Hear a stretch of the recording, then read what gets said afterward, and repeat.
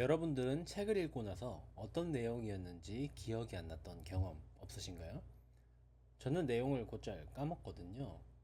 그게 제가 집중력이 떨어져서 그렇다고만 생각해서 책을 많이 읽으면 자연스럽게 나아질 거라고 생각했습니다.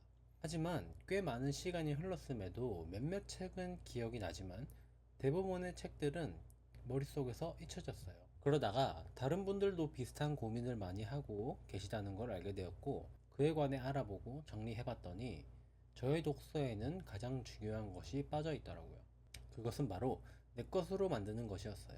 아마 많은 분들께서 소설이 아니라 공부, 무언가를 배우기 위해서 읽는 책들을 읽으실 때 밑줄을 긋고 형광펜으로 칠하고 중요한 부분을 메모하는 방식으로 읽으실 거라고 생각합니다. 그런데 안타까운 사실은 이 같은 방식들이 학습에 그다지 큰 도움이 되지 못한다고 합니다. 심리학자 존 던로스키는 2013년에 한 논문에서 학생들을 위한 학습 방법 10가지를 비교 연구했습니다. 여기에 유용성이 낮다라고 되어 있는 학습 방법이 딱 밑줄 긋기랑 메모, 그리고 제독, 다시 읽기였어요. 특히 다시 읽기는 밑줄 긋기만 하는 것보다 훨씬 더 좋은 독서법이라고 생각되어지는 방법 중 하나죠. 그런 다시 읽기가 유용성이 낮다라는 건 조금 흥미로운 부분이었어요. 이 다시 읽기 또한 밑줄 긋기랑 같이 입력의 성질을 갖고 있다는 거였어요. 실제로 유용성이 높았던 방식들은 전부 출력에 관한 내용이었습니다. 오늘은 실제 연구에서 유용성이 높았고 그걸 제가 실제로 해봤을 때 효과적이었던 방식들을 여러분들이 바로 적용할 수 있도록 쉽게 알려드리도록 하겠습니다. 먼저 밑줄 긋기랑 다시 읽기가 사실 전혀 쓸모없지는 않아요. 나오미 바론의 다시 어떻게 읽을 것인가 라는 책에는 밑줄 긋기를 이렇게 말하고 있습니다. 밑줄 긋기나 강조 표시는 우리가 시속 145km의 속도로 텍스트를 순항할 수 있게 하는 반면 중요한 단어를 필사하는 건 실제로 잠시 멈춰서 생각할 시간을 갖게 한다고 말이죠. 밑줄 긋기나 강조하는 방식은 정신적으로 수동적인 활동이라는 것이 가장 큰 한계라고 말합니다. 학생들이 더 효과적으로 형광펜으로 표시를 할 수 있을 만큼의 지식을 갖고 있을 때 도움이 될 수 있지만, 그러나 더 높은 수준의 과제에서는 오히려 수행을 망칠 수도 있다고 해요. 그 이유는 밑줄 긋기가 오히려 전후 맥락보다 개별적 개념에 포커스를 더 맞출 우려가 있기 때문이라고 합니다. 하지만 이 밑줄 긋기의 양을 제한하고 해당 책을 읽을 사전 지식이 충분히 있어서 핵심을 잘 파악할 수 있다면 이 밑줄 긋기 또한 유용해질 수 있다고 합니다. 한 문단에 한 번 정도로 제한했을 때 핵심을 파악하려고 더 노력을 기울이게 되고 더 맥락을 잘 파악할 수 있게 된다는 거죠. 그리고 다시 읽기 또한 낮은 유용성에 해당하는데요. 제독에 대해서는 정말 많은 학생들, 성인분들이 이용하는 학습법 중 하나죠. 근데 이에 대해선 연구 결과도 엇갈릴 뿐더러 정확히 얼만큼 효과적인지도 애매한 방법입니다. 하지만 도움이 되는 부분도 물론 있습니다.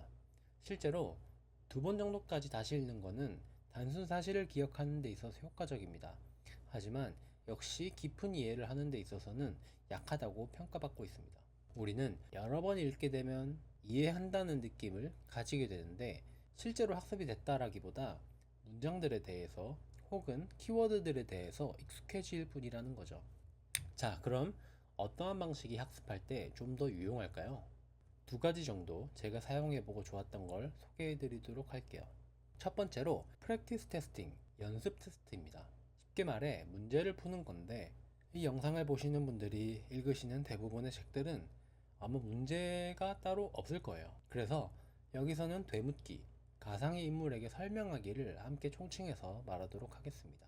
이 Y를 떠올리고 대답을 하는 과정 자체가 문제를 푸는 것과 똑같은 메커니즘이기 때문이에요. 제가 인트로 때 무의식적으로 했던 방식들이 있다고 했죠. 저는 어떠한 책을 읽으면 최소 몇 주간 그 내용을 제 삶의 다양한 부분에 엮어내는 걸 좋아해요.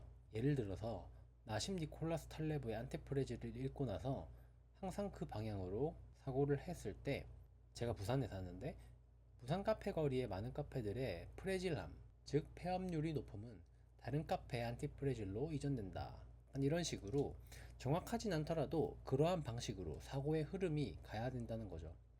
어느덧 그 책을 읽은 지도 꽤 오랜 시간이 지났습니다.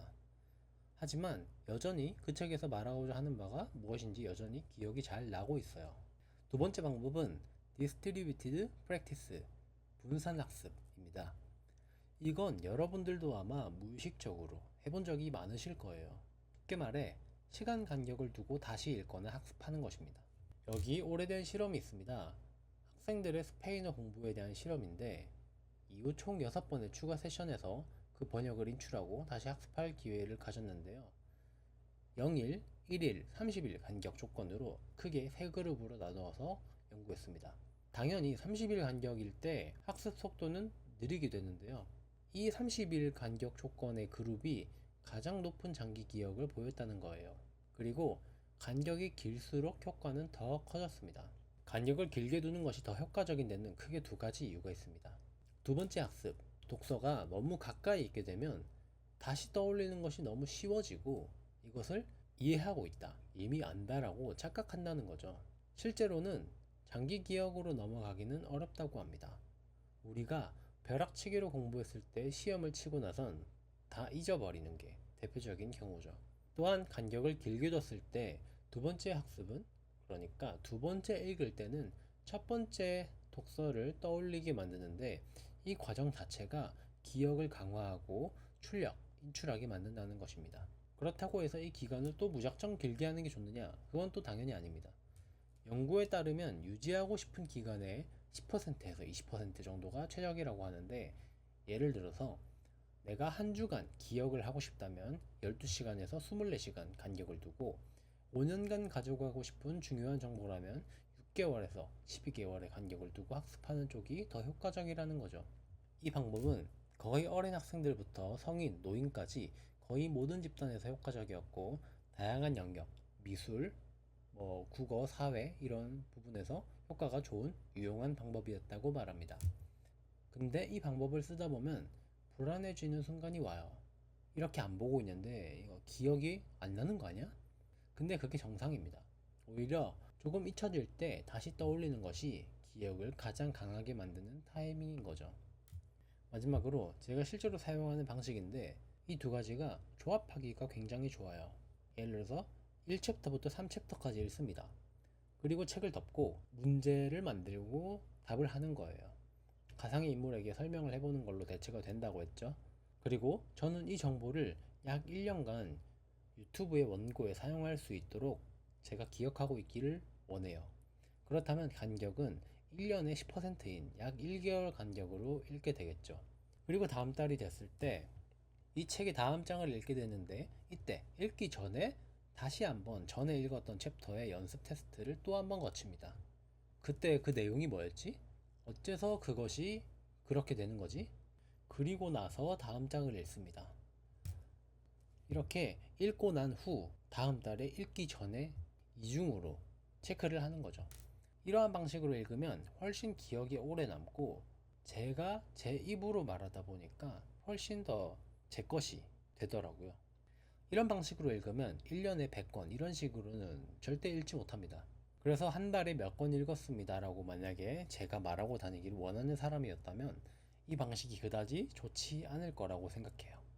하지만 양보다는 질이 훨씬 중요한 게 독서라고 생각하고, 단순히 읽은 책의 리스트를 늘리는 것보단 한 권 한 권 잘 소화해서 읽기를 바라는 마음에 제가 공부해서 영상으로 만들어 보았습니다. 오늘 영상이 도움이 되셨다면 채널 구독과 알람 설정을 해주시면 다음번에 또 영상을 만들었을 때 편하게 보실 수 있으실 거예요. 또 제가 공부하다가 도움이 될 만한 주제를 발견하게 된다면 가지고 오겠습니다. 시청해주셔서 감사합니다.